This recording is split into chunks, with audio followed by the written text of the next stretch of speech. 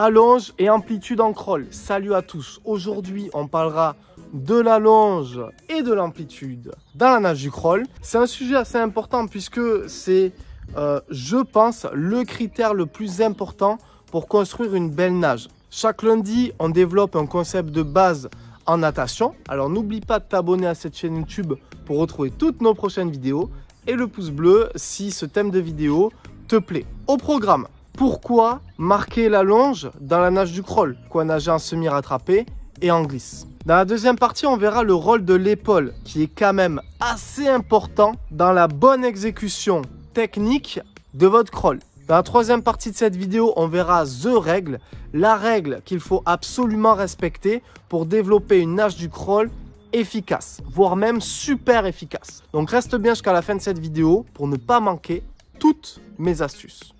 C'est parti. Pourquoi s'allonger? Pourquoi marquer un temps d'arrêt dans la nage du crawl? Parce que oui, en réalité, ce qu'on veut, c'est glisser, amener notre bras le plus loin possible comme ça vers l'avant et glisser. J'appelle ça le temps d'arrêt. Pendant que je mets en place ce temps d'arrêt, le deuxième bras dégage et prend de la hauteur. Boum! Boum! Et on est en semi-rattrapé. C'est la nage qu'on veut pour glisser, pour avoir une belle esthétique, pour être capable de nager longtemps sans se fatiguer. Pourquoi mettre en place cette allonge? L'idée, c'est de traverser la longueur, de s'engager vers l'avant. Et grâce à cette allonge, on aura plus d'amplitude, on sera plus efficace. Et vous le verrez en dernière partie de la vidéo, on va pouvoir construire de beaux appuis. Vous verrez, et chez les nageurs de fond et de demi-fond, ce temps d'arrêt qui est très marqué, mais vous le découvrirez aussi de manière un petit peu plus nuancée chez les sprinteurs.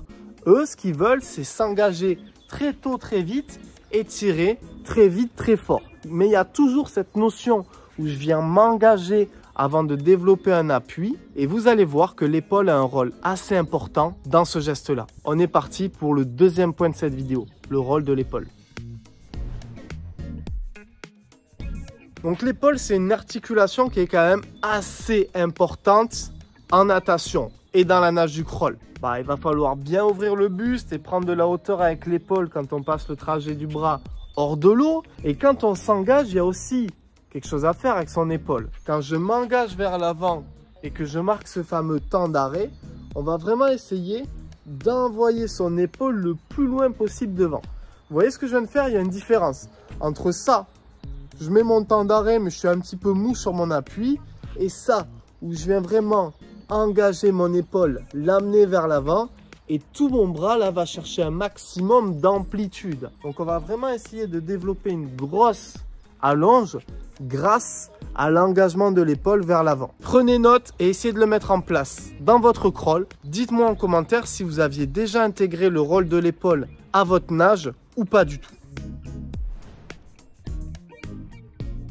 Allez, troisième partie de cette vidéo, on va voir la règle la plus importante selon moi pour développer des bons appuis. Et je cite, une belle prise d'appui ne peut venir qu'après une belle allonge. Mes stagiaires sont au courant, je leur rabâche suffisamment. D'ailleurs, vous pouvez nous rejoindre en stage ici à Seignos, le lien est dans la description. Je récapitule un petit peu ce que je viens de dire. Une belle prise d'appui ne peut venir qu'après une belle allonge. En fait, ce qu'on veut, c'est d'abord mettre en place notre allonge et l'engagement de notre bras vers l'avant, glisser là-dessus afin d'accumuler un maximum d'eau sous notre main et notre avant-bras. Une fois que j'ai bien allongé, je vais faire fuir toutes les bulles et toutes les perturbations dues à l'entrée de la main dans l'eau. Et quand j'ai suffisamment d'engagement vers l'avant, je vais pouvoir prendre de l'eau qui s'est accumulée, et la dégager loin derrière. Mais si on fait un temps d'arrêt trop court ou pas de temps d'arrêt du tout, ce qui va se passer, c'est qu'on va frapper la surface,